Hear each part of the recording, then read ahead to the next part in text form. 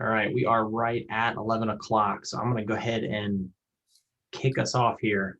Um, so again, thank you guys for joining. We are talking today about Social Security and Social Security planning and different strategies that will hopefully help you in your process as far as thinking about Social Security and that coming up. I just wanted to throw out a couple of housekeeping things just right up front.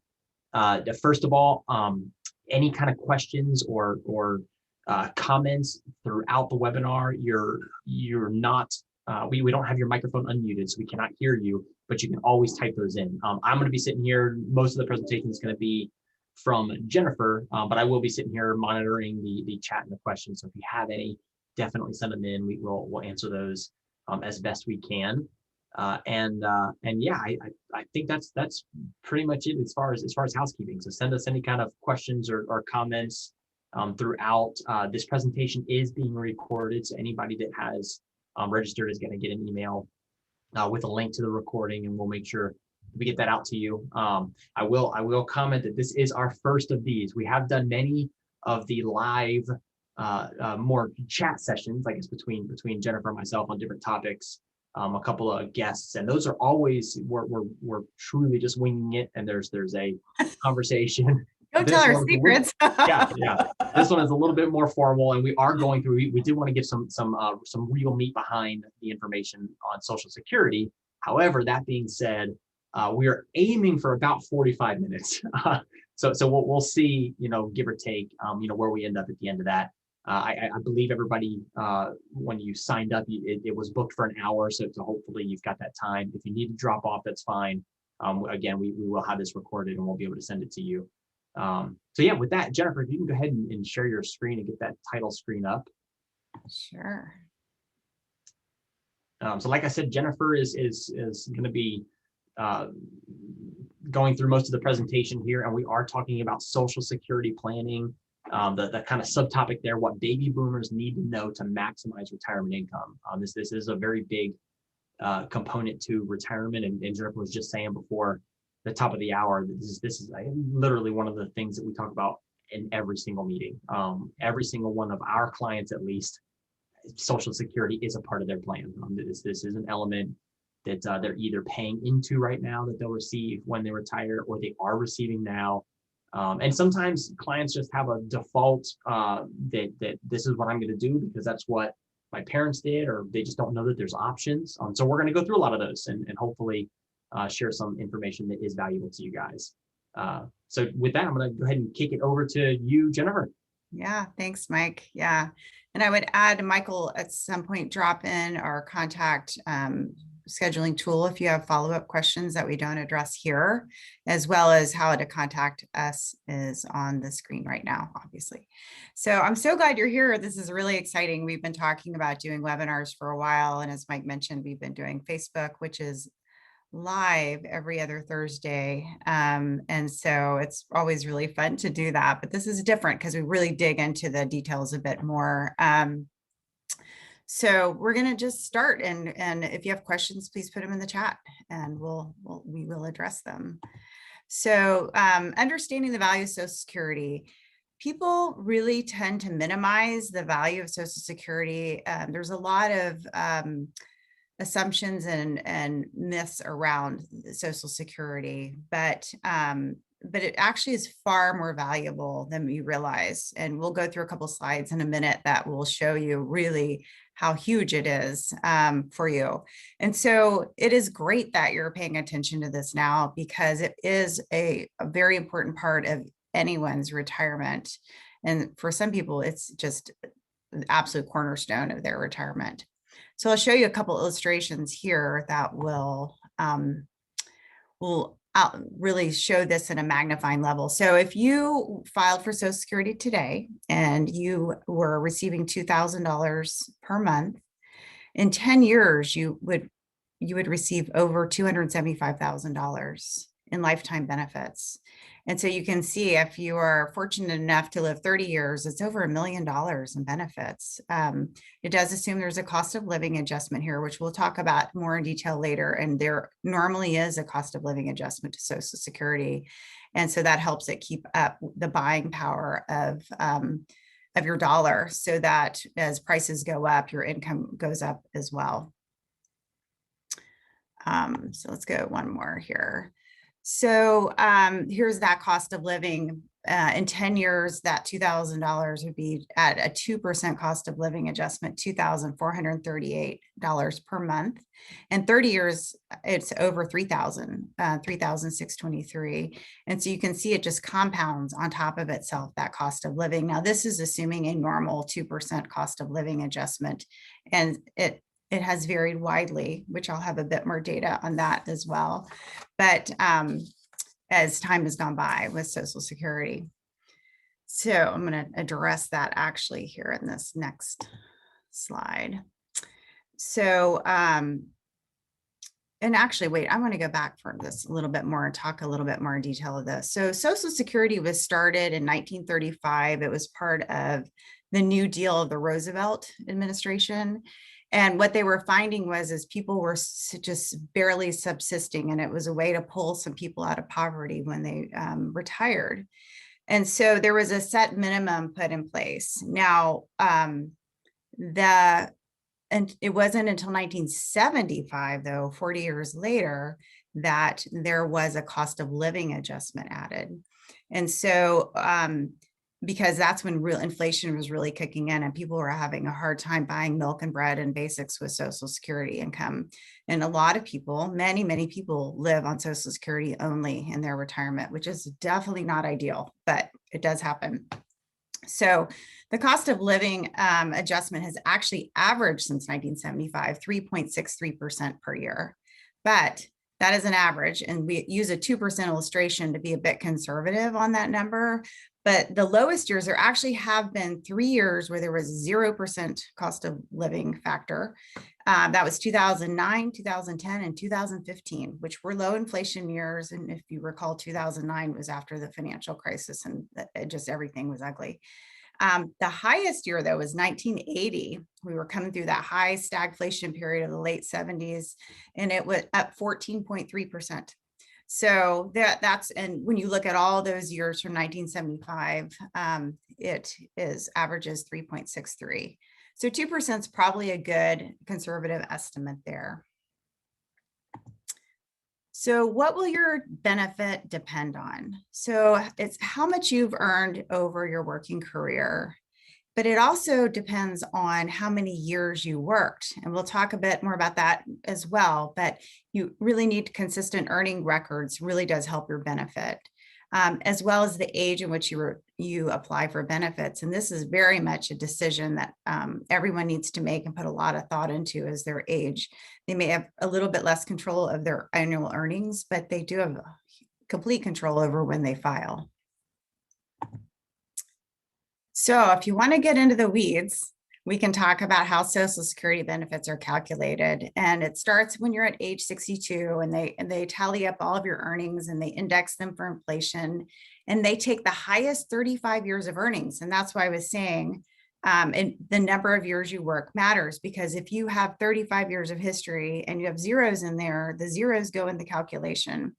And so it is important to maximize your benefit if that is your goal, to have 35 years of earnings records. And then they apply some bend points to the calculations to determine your benefit. And then they also apply a cost of living adjustment. So there is an actual formula, which I'll show you next, that shows it. And you'll notice here, so this is somebody who was born in 1959. And every year since they were 22, they worked. And so you can see here in the early years, they have put a higher weight towards it, and the later years, a bit of a lower weight towards it to come up with your calculation. And this is, of course, different for everyone, depending on how much they've earned when they started working and how many years they worked. So what is your full retirement age? And so they start that calculation at age 62, but really your full retirement age, as far as Social Security is concerned, is not until later. So if you were born in 1954 or earlier, your full retirement age is 66, which means that's when you can apply for your full calculated benefit. And then as you get older, I mean, as you, if you were born later, you can file older, your full retirement age is older. And so, and that, that was part of the 1983 amendments to Social Security. They were working on increasing the solvency, and there were a lot of different rules. And I looked up the law, as a matter of fact, and read through, there were tons of amendments to that. But this was a way that they can make a small tweak to the system and make it more viable. And it is not a bankrupt system. There's trillions of dollars in there, but there will be small tweaks that are going to be needed over time to keep it a viable system. And this was one of those tweaks that started back in 1983. So I won't tell you which year is my full retirement age. But what if you did file early? If your full retirement age is 66 and you want to apply at 62, which you're allowed to do, that's a first year under normal circumstances. And I say normal because there are some different disability and widow and widower benefits. But if this is just your normal filing, you can file at 62, but they're gonna cut your benefit some. And so, for example, if you were at full retirement age is at 66 and you file at 62, you'll receive 75% of your full retirement benefit. And so, and you can apply anytime between 62 and 66, your full retirement age, and you can see the increasing percentages. So they want you to wait as long as possible. And here's the reward for waiting. So if you wait until after your full retirement age, up to age 70, you see your benefit increases by 8% per year. So if you're in a situation where you have enough personal assets to file, to wait to file, and can fund your spending until you are older, 70 is great. It's an ideal age, assuming you have a longevity outlook. Then you are rewarded for that, and it's a permanent increase. I do want to say that if you apply early and you take that reduced benefit, it's a permanent reduction in your benefit. It will not go up. If you age up to 66, you don't suddenly get your full benefit. It's a permanent reduction, and from that point forward, that's your baseline benefit, and you'll get cost of living adjustments based on that. If you wait till age 70 and you get that 132 or 124% of your full benefit, that's a permanent increase, and you will get cost of living adjustments on that amount as well. So it can really help to delay. That's a reduction in the spousal benefits as well, right? Yes, and that's where Social Security gets really interesting as far as the planning for that is looking at that interplay of spousal benefits and with each other. And some people, there is also a break point of when people were born and what benefits are available to them as a spouse. So there was a bit of a, they changed the laws around when to file spousal benefits, or how to do it a couple years ago. And so it's a little more complicated now, but good. Yeah. That's a comment we've gotten from clients. They'll come in and say, oh, well, I'm not going to live that long, so I'm going to take it as soon as possible. And there's more to consider there instead of making that rash or quick decision, I'll say. Definitely. There's an interplay between all of your assets when you retire, because you've got to fund some of your spending, hopefully through your savings. And then you also have to think, if you're married, what happens to your spouse if one of you were to predecease the other by a fair amount. And so looking at that planning, there are analysis tools which will tell us what happens if you do file for your spouse's benefit and wait to file for your own later, or if one spouse files at their full retirement age and the other one waits to 70. So that's why it's so important to take a deep look here, because as you could see there, I mean, this might have $1 million on the table, right, over your lifetime. And so to look at that and how it interplays with your own assets is really important, very crucial, for sure. All right. So you probably don't want to calculate your own Social Security benefit amount. I know I don't, and I love math and I love calculators, but so definitely go to the Social Security website and really create your own account, which you can do at ssa.gov and go in and log in, and you can see your own benefits too. And you can also use these other addresses to do that. And we really think it's important to do that, even people who aren't baby boomers and are a bit younger. And we'll touch on that in a little while, in a bit, as to why that is so important. So log in and see what your statement is. That's really the only way you're going to know for sure what your estimated benefit is going to be. It's not really till you're age 62 that you're really going to get a really clear picture of what that amount is. But you can also look at these calculators on their site without logging in and play around with them and see what you find. So when should you file? There's lots of factors to consider. We talked a little bit about that before, which is life expectancy and how healthy you are. If someone has had a chronic illness and probably does not have a long life expectancy, it might make sense to go ahead and file and support your spending now through that benefit.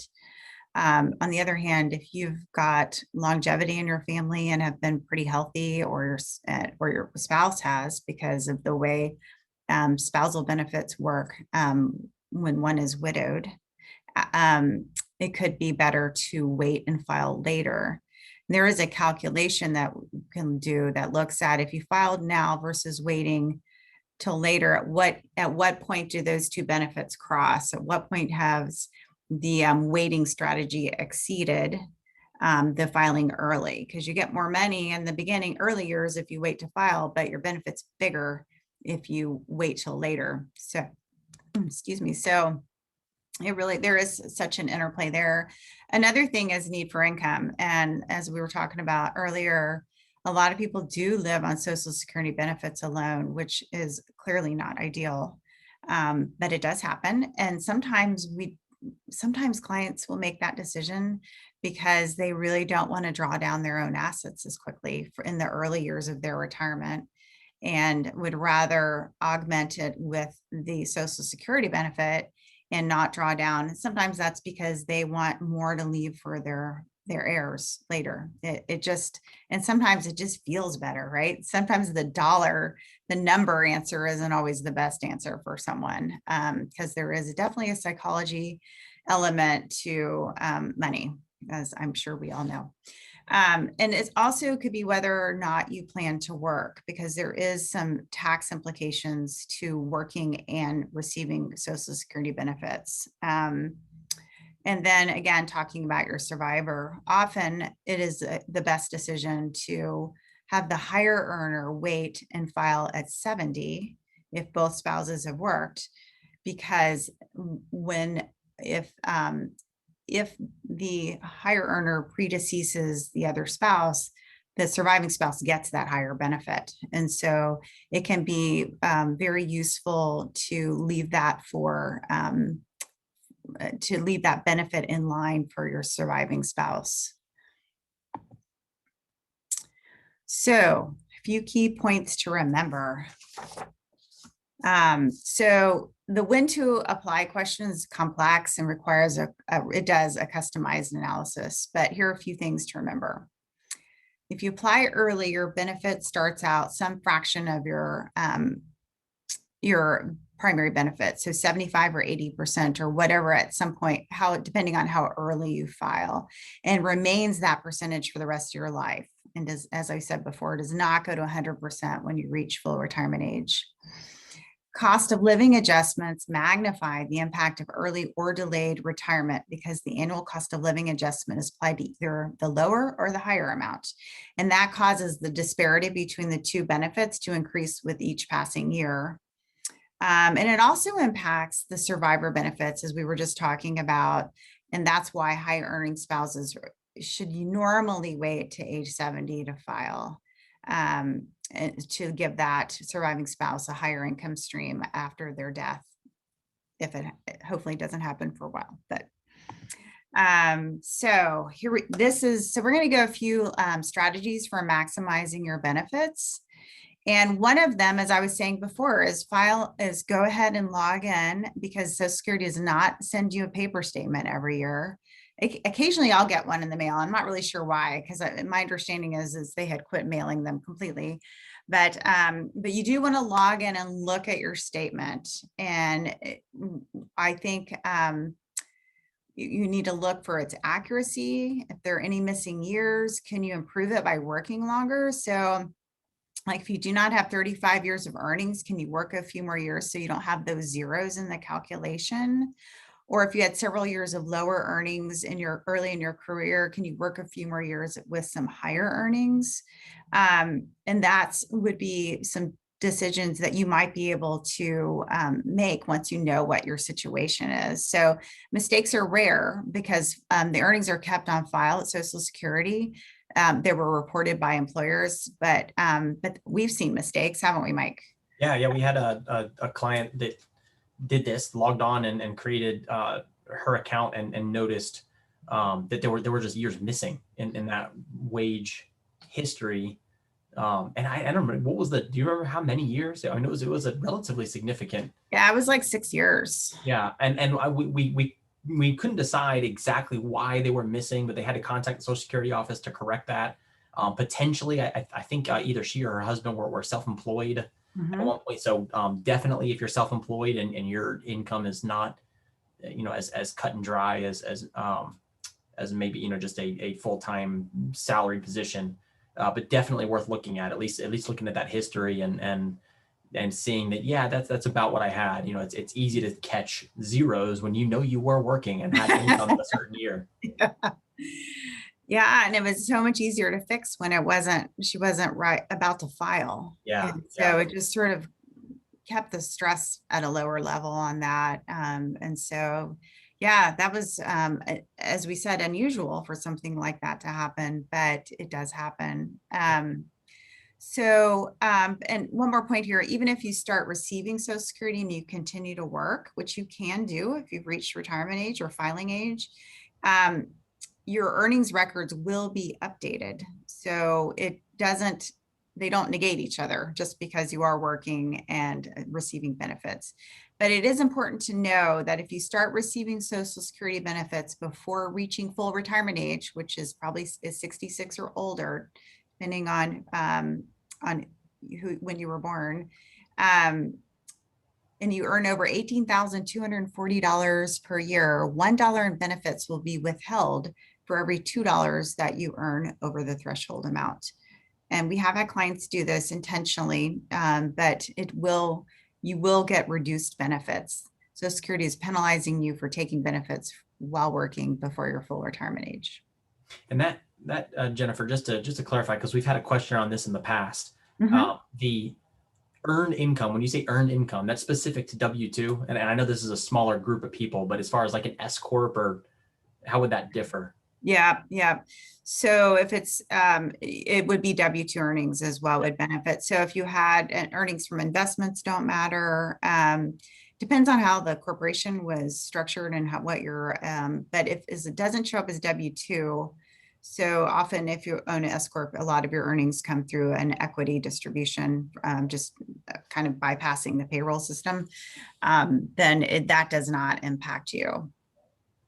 So let's talk about applying for Social Security at the optimal time. So you need to consider your income needs both now and the future, and then again, your own and your spouse's life expectancy.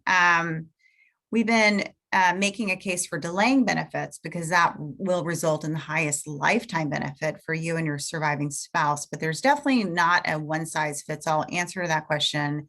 And it's important that you apply at the time that is optimal for you, which will, as we were saying before, be impacted by health and other factors. And sometimes it's just because you don't want to draw down your assets.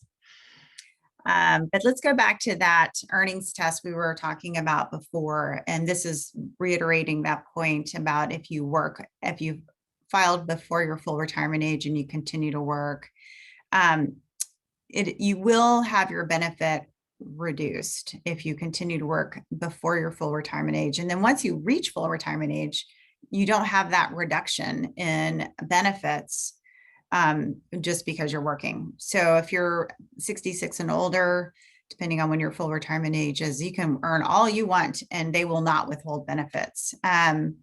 But it's important to know that this money isn't truly taken away when they pull that benefit away, but your benefit will be adjusted upward when you turn that full retirement age. So this is not a permanent penalty like it is for filing early. So you will still have that penalty, but not the withholding of $1 for every $2 earned. And then there's a break point in this as well. But so that means that if some of your benefits are withheld due to earnings test, your new benefit will be higher as if you'd started at 63 or 64. So it will help you overall if you continue to work and have filed early. So it's not really a no-go as far as working and receiving benefits. So it shouldn't necessarily discourage you. But it is, if you are trying to maximize your income during those years, that's probably not going to be the best way to do it, especially if you're a higher earner. Again, it's so individualized. So to avoid the earnings test completely, just wait until your full retirement age or later to apply for benefits. And then you just really don't have to worry about this rule at all. So coordinating spousal benefits, this is really can be very complex. So the goal is to maximize income for both of you while you're alive and maximize income for the survivor of one of you if one of you dies. It can be complicated, but understanding all the considerations and doing some calculations, it is possible for married couples to come up with the right solution for their needs. And we've seen everything from both spouses filing at their full retirement age to one filing early and one filing late, one filing early, one filing at their full retirement age. The answer really depends on what your other resources are and your own situation.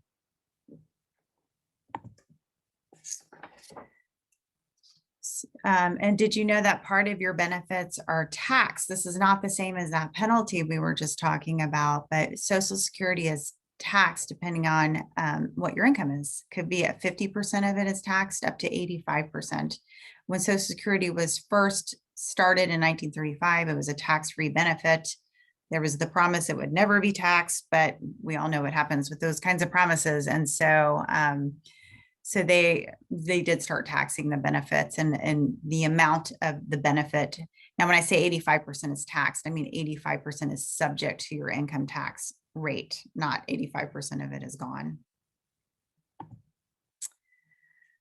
Ways to minimize taxes on Social Security benefits. So you can reduce other income with tax advantaged investments, but not municipal bonds. Interesting that they count that against it.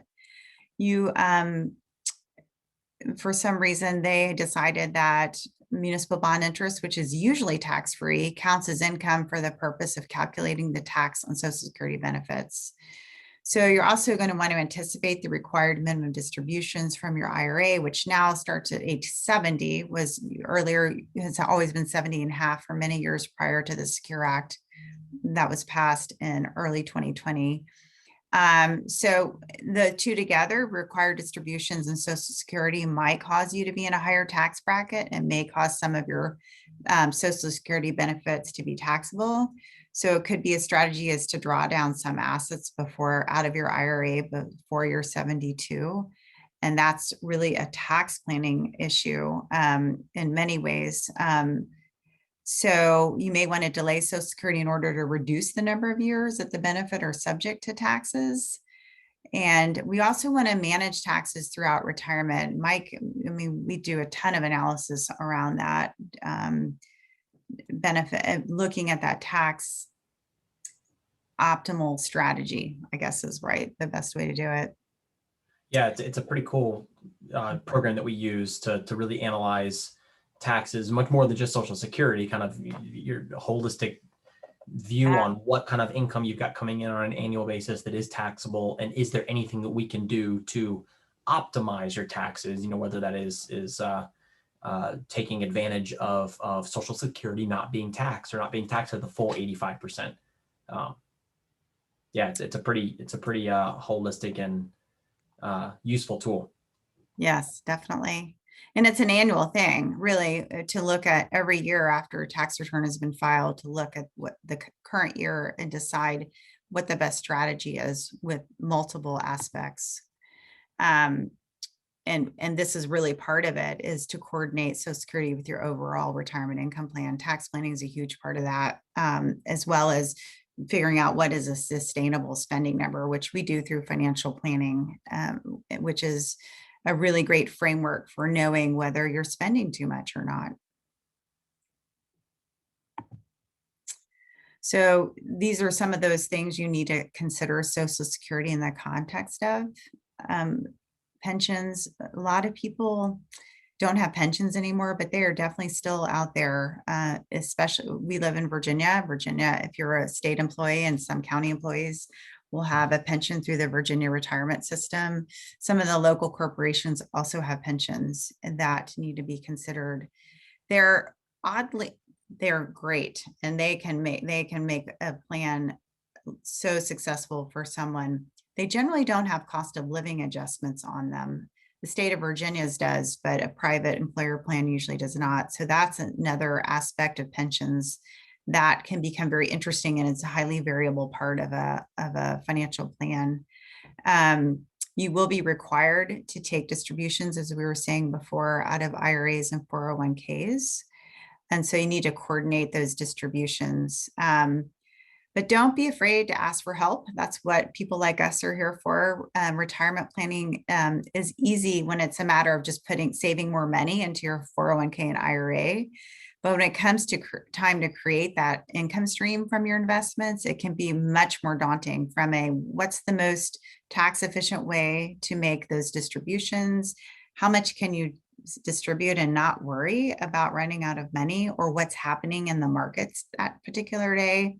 We had this great experiment a year ago in March, when the markets were in a really bad shape, down to about 40% in March of 2020 because of COVID, of updating people's financial plans. And it was great to see that people's spending pattern didn't need to change, because that sort of scenario had already been accounted for. We knew it was going to happen at some point, and it just is a part of investing.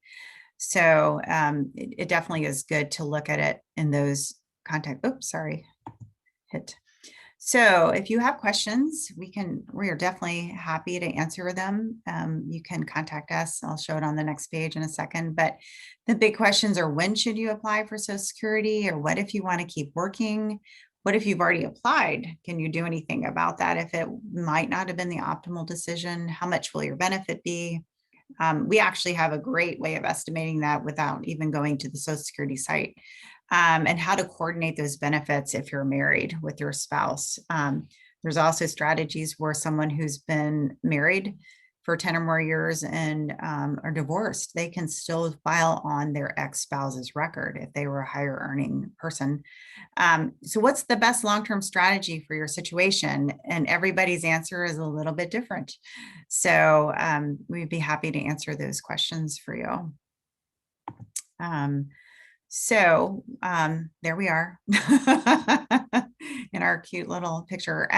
So yeah, Mike, are there any questions? So we had a couple questions from Chris regarding. I'm gonna put the link to our to a one-on-one phone call in the chat again. Okay. And if you could give a little more information on that phone call itself, because there's kind of two different ways. We've used that many times with people that are interested just in hearing more about what we do, that they're looking for planning services. Mm-hmm. So we'd be happy to chat on a more general sense on how we work, as well as what you're looking for. And if it's not a good fit and we're not going to be the ones that are going to be the best help for you, we'll let you know and point you hopefully in the right direction. Yeah, definitely. But also specifically to the last slide that you just mentioned there, if anybody has questions specific to Social Security, you can use that same link and we'd be happy to talk and help you answer those specific questions as well. Yeah. As much as we can. And so, yeah, we'd be happy to just talk and see what we can do to help. But So yeah, so thank you for joining us. I hope that was helpful. It was fun. And so we will be doing more webinars going forward, everything from taxes, which I know that doesn't sound very exciting, but to college planning, lots of topics. So much, a lot like we do in our Facebook Live, where we talk about just investment. I think our most recent one was inflation. So things related to investments and finances. And so we look forward, we hope you'll join us for some more in the Yeah, future. yeah. A lot of these the live sessions that we do are very much like if you're spectating and watching, that's about all the interaction that we do on those, and they're very conversational. These are meant to be, and thank you, Chris, for asking a couple questions. So any kind of questions or interaction, hopefully that's a big goal in these webinars, is to get very specific to the people that are watching. We want to give more detailed information. So yeah, use the link to book a phone call if you're interested in talking one-on-one, and keep an eye out for further topics and webinars. And yeah, thanks. Like Jennifer said, thanks for joining, and Yeah. have an excellent rest of your week. Yes. Thank you. Bye. Bye.